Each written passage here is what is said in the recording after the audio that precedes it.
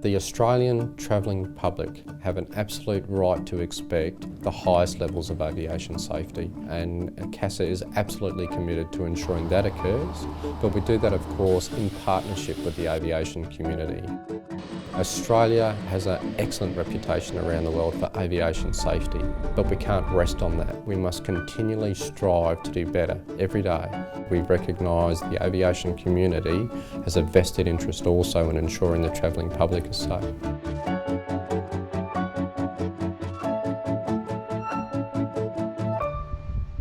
CASA's primary role is to establish a safe regulatory system that supports civil air operations within Australia. One of the most significant changes to that regulatory system has been the introduction of the Flight Crew Licensing suite of regulations. CASA Parts 61, 64, 141 and 142. One of the most significant changes to pilots and air operators since 1988, almost 30 years ago. Part 61 really delivers on some major improvements to safety. We've looked at what's been happening around the world. We know that there have been some very high profile international accidents, and we know that ICAO and IATA and our fellow regulators have been working very hard to address a range of things. Much of this work centres around pilot training, pilot competency and pilot flight testing on the international stage. So we've looked at that. We've also picked up on recommendations that the ATSB and coroners have made to CASA, and we've built those enhancements into Part 61 where we've seen that it's been necessary to do so.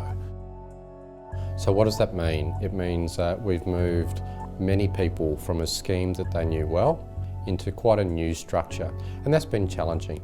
Part 61 came in on the 1st of September 2014, and we've become aware, of course, of a range of concerns that have been expressed to us from industry. As a result of that, we formed the Part 61 Solutions Task Force, designed to go through and address each of the issues that we have on our issues register. That task force is working steadily through those. The end result will be a revised Part 61, Part 64, Part 141 and 142 regulation. With all the changes that have come on industry, and understanding perhaps a little bit of the lack of clarity that's been a hallmark of the changes, things like the Part 61 task force that are now looking to understand industry impacts and fine-tune, that's great. Industry will embrace that, we're sure. What we like to partner with the regulator and our other peers in industry is actually promoting some of the good outcomes. So where we can identify that and it has enhanced the safety outcome, or it's really been a definitive step forward for the sustainability of industry, these are things that we really want to be able to have as an end outcome from the changes of Part 61. Part 61 was brought in to address some of the inconsistencies and some of the safety concerns that evolved through the Car 5 licensing system. So Part 61 throws a lot more responsibility back onto the pilot to manage their own competence. The variety and the myriad of flying activities across Australia makes it very difficult to regulate for each specific sector. So a lot more so we're starting to build a framework or a pyramid of competencies that relate to flying and flying training, so that we can build, I guess, a level of progression through the licensing structure.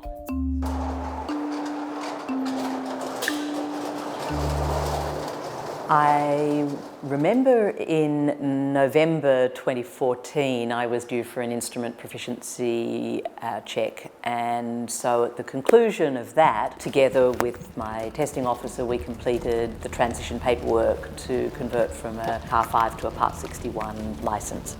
Flight Crew licence issued in accordance with Part 61 of the Civil Aviation Safety Regulations.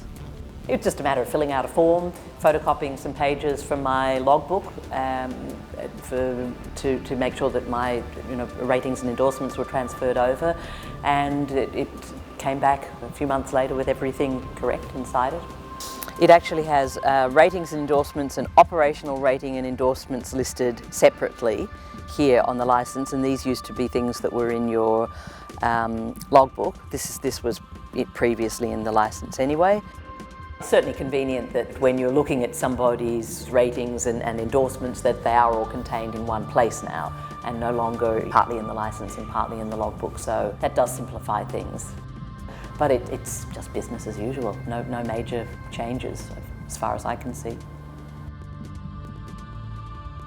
The main change with the new licence, from my perspective, is how easy it is to issue a flight review or an endorsement. The ability to have an instructor or a testing officer write your new qualification directly onto the licence simplifies things greatly, and it also reduces the time for our students between when they pass a test and when they can start exercising the privileges of their new rating or licence.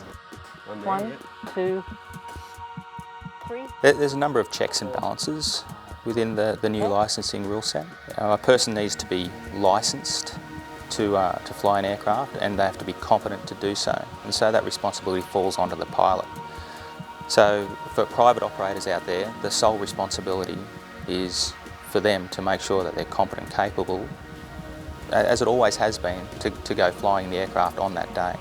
You get another couple of layers of protection come in when the pilot is working for an organisation. So if they're working for a flying training school, there's responsibilities of the flying training school to make sure that people are appropriately trained and competent.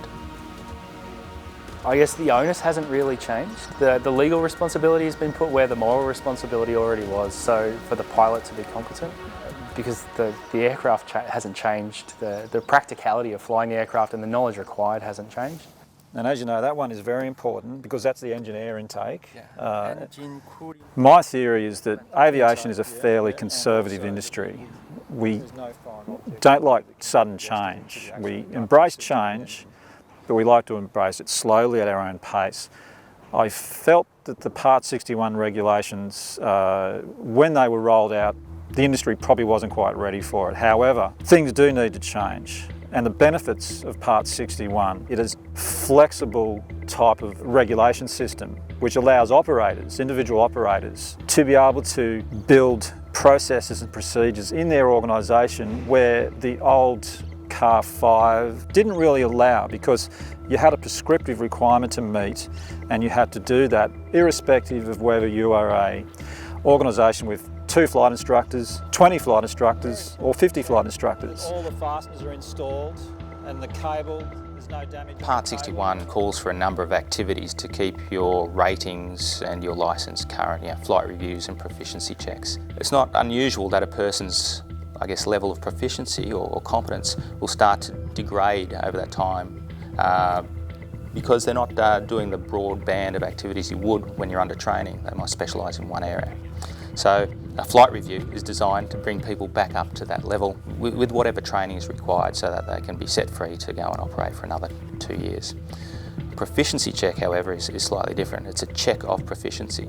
So in doing so, you're expected to be proficient at that point. It doesn't involve training, and it needs to be done by a flight examiner or someone with those flight examiner privileges. By understanding how often you need to do these things, and if you take a holistic picture of your licence, you could map out a very efficient way to conduct these activities that won't be as onerous on you if you just try to tick off each box along the way. There's benefits to understanding the rule set and structuring your flight review / proficiency check requirements appropriately.